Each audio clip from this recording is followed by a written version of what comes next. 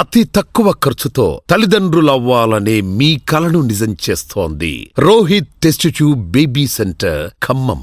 నమస్తే, welcome to Hi TV. ప్రస్తుతం మనతో పాటు real estate expert mister Sanjay Nayak గారు ఉన్నారు. వారితో మాట్లాడు. హాయ్ సంజయ్ గారు. హాయ్ సార్, ఎలా ఉన్నారు? బాగున్నారా? Fantastic sir. సంజయ్ గారు, చాలామంది ఇల్లు కొందామని చెప్పేసి డబ్బులు దాచిపెట్టుకొని రెడీగా ఉంటారు. కానీ ఒక్కొక్కసారి ఏమనిపిస్తుంది అంటే ఫ్లాట్ కొనుక్కుంటే బాగుంటుంది కదా, ఎమ్యూనిటీస్ ఉంటాయి, అది ఇది అని చెప్పేసి అడ్వాంటేజెస్ ఉంటాయి. కానీ కన్ఫ్యూజన్ అనేది చాలా ఉంటుంది. మీరేమంటారు, ఏది తీసుకుంటే బెస్ట్ అంటారు? సో అపార్ట్మెంట్లో ఫ్లాట్ కానీ ఇండిపెండెంట్ హౌస్ కానీ ప్రతి ఒక్కరికి ఒక డ్రీమ్ ఉంటుంది. నాకంటూ ఒక సొంత ఇల్లు ఉండాలనేది ప్రతి ఒక్కరికి డ్రీమ్ ఉంటుంది. సో మీరు అన్నట్టు ఏంటంటే చాలామంది దగ్గర డబ్బులు ఉంటాయి. కొందరు ఏంటంటే కొంచెం లోన్ తీసుకొని అయినా సరే ఒకటి ఓన్గా తీసుకుందాంలే, ఎన్ని రోజులు ఈ రెంటల్ అన్నట్టు ఆలోచిస్తూ ఉంటారు.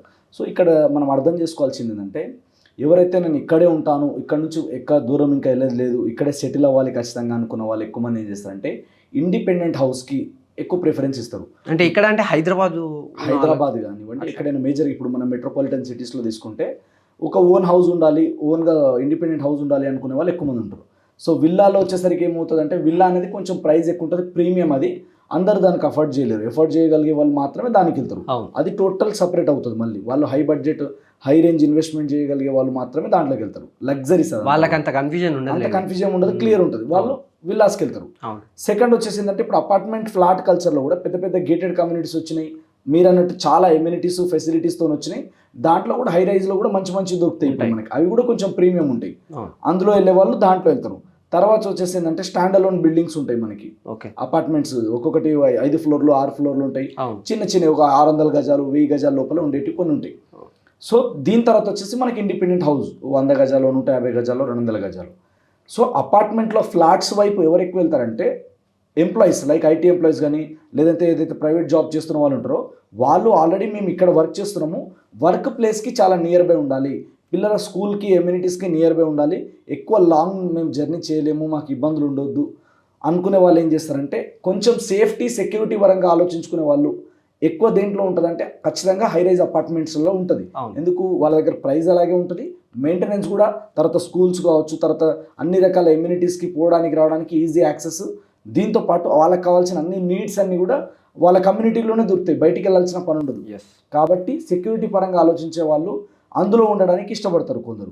దాని తర్వాత లేదు అనుకున్న వాళ్ళు కొందరు ఏం చేస్తారంటే, అదే అమౌంట్ పెట్టి అక్కడ ఉండడం కంటే ఇక్కడ 150 గజాల్లో ఇండిపెండెంట్ హౌస్ తీసుకుందాం, కొంచెం రెంటల్ ఇన్కమ్ కూడా వస్తుంది కదా, కింద నేను ఉంటాను పైన రెంట్కి ఇస్తారు, లేదా కింద రెంట్కి ఇచ్చేసి పైన నేను ఉంటాం, అలా అనుకునే వాళ్ళు ఏం చేస్తారంటే ఇండిపెండెంట్ హౌస్కి వెళ్తారు. సో ఇండిపెండెంట్ హౌస్లో కూడా తీసుకుంటే ఇలా మనం మినిమం ఎక్కడ తీసుకున్నా కూడా సిటీ లోపల 1 CR అండ్ ఎబో పెట్టాల్సి వస్తుంది. అదే అపార్ట్మెంట్లో ఫ్లాట్ తీసుకుంటే ఒక 80 లక్షలు 70 లక్షల నుంచి కూడా మనకి 2 BHK 3 BHK వచ్చేస్తాయి. సో దాన్ని బేస్ చేసుకొని కొంటారు. ఇప్పుడు ఆఫీస్ స్పేస్కి దూరం ఉన్నా పర్లేదు నాకు అనుకునే వాళ్ళు ఏం చేస్తారు, ఇండిపెండెంట్ హౌస్కి వెళ్తారు. కొంచెం ప్రైస్ ఎక్కువ ఉంటుంది, రెంటల్ ఇన్కమ్ కోసం చూసేవాళ్ళు ఉంటారు. దీని తర్వాత అపార్ట్మెంట్లో ఫ్లాట్స్ ఏంది సెక్యూరిటీ పరంగా, అండ్ దాంట్లో ఏంటంటే కొంచెం లివింగ్ అనేది వేరే ఉంటుంది, అక్కడ ఉన్న అట్మాస్ఫియర్ వేరే ఉంటుంది, పిల్లల్ని దృష్టిలో పెట్టుకొని వాళ్ళు వెళ్తారు. ప్లస్ సెక్యూరిటీ రీజన్స్ ఉంటాయి కొన్ని, దాంట్లో ఎవరు పడితే వాళ్ళు రావడానికి పోవడానికి ఉండదు. అదే ఇండిపెండెంట్ హౌసెస్ అనుకోండి, మనకేంటంటే ఒక మంచి కాలనీలో మంచి గేటెడ్ కమ్యూనిటీ ఉంటే వేరే ఉంటుంది. లేదు జనరల్గా మనకు ఒక కాలనీలో ఒక ఏరియాలో వస్తుంది, తక్కువలో వస్తుంది, తీసుకుంటే ఏమవుతుందంటే కొన్ని సెక్యూరిటీ రీజన్స్ ఉంటాయి, ఎప్పుడు ఏ దొంగలు పడతారో ఇలాంటి చాలా ఉంటాయి ఎక్స్పెన్సివ్ రీజన్స్. కాబట్టి depends upon customer need, depends upon customer mind సెట్ని బట్టి వాళ్ళు ప్లాన్ చేసుకోవచ్చు. ఇండిపెండెంట్ హౌస్ అయినా ఫ్లాట్ అయినా ఏదైనా కొనవచ్చు.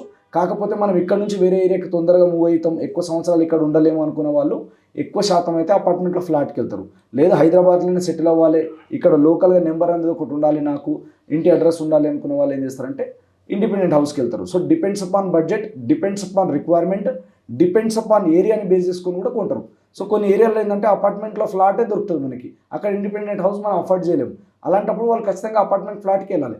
కొన్ని ఏరియాలో ఏంటంటే మనం ఇండిపెండెంట్ అఫోర్డ్ చేయగలుగుతాం హౌస్, కాబట్టి వాళ్ళు దానికి వెళ్ళే ఛాన్సెస్ కూడా ఉంటాయి. ఇప్పుడు సిటీలో మెట్రో యాక్సెస్ వచ్చినాక ఇంకొంచెం ఈజీ అయిపోయింది అందరికీ కూడా. సంజయ్ గారు, అండ్ చాలామంది వరకు ఇల్లు కొనాలన్నా, ఫ్లాట్ కొనాలన్నా, ఎక్కడైనా ల్యాండ్ కొనాలన్నా కానీ వాళ్ళు సరైన డిసిషన్ తీసుకోవాలంటే ఒక సరైన సలహాదారులు ఉండాలి. అలాంటి వాళ్ళకి మీ పరంగా ఏమైనా సలహా కావాలి అంటే ఏ విధంగా అప్రోచ్ అవ్వచ్చు మిమ్మల్ని? సో ఎవరైనా సరే రియల్ ఎస్టేట్లో ఇన్వెస్ట్మెంట్ చేసే వాళ్ళు కానీ, ఫ్లాట్ కానీ ప్లాట్ కానీ, లేదా మనం ఇండిపెండెంట్ హౌస్లో కొనాలా అన్న చిన్న కన్ఫ్యూజన్లు ఏమైనా ఉంటే కూడా, సో వాళ్ళ బడ్జెట్ తగ్గట్టు ఎక్కడ కొంటే బాగుంటుంది, ఎలాంటి ఏరియాలో కొంటే బాగుంటుంది, సో రేపు మనం కొనేటప్పుడే కాకుండా రేపు ఒకవేళ ఏదైనా అవసరం వచ్చి ఏదైనా అమ్మేయాలనుకున్నా కూడా ఎలాంటి జాగ్రత్తలు తీసుకోవాలి, వీటికి సంబంధించిన ఏ డౌట్స్ ఏ ఎంక్వైరీస్ ఉన్నా కూడా ఎనీ టైం మమ్మల్ని కన్సల్ట్ అవ్వచ్చు. స్క్రీన్ పైన కనిపిస్తున్న నెంబర్ కాల్ చేస్తే మేము వాళ్ళకి సర్వీస్ ఇస్తాం అనమాట.